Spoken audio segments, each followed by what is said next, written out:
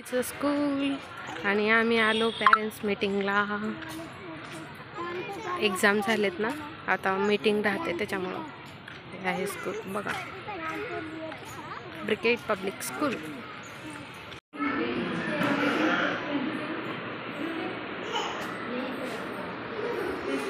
माझ्या नवऱ्याला बँकमध्ये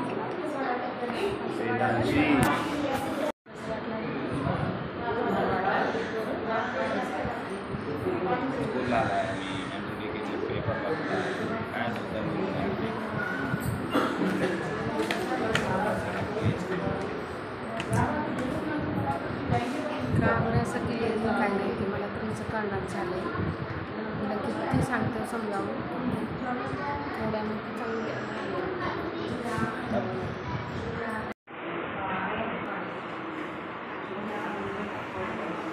मीटिंग झाली आणि घरला येत होते आणि म्हणतात ना, काहीतरी एक राहतं माणसाच्या मागं.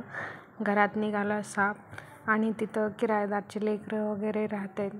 बरं झालं म्हणजे ते लवकर पकडून त्या माणसांना दिलं आणि हे ना असं पाणी घालून त्याला असं थोडंसं फोडावं लागलं, कारण निघतच नव्हता साप. मला भीती वाटते आता कसं त्यांनी बाटलीमध्ये कसं घालायले सापाला.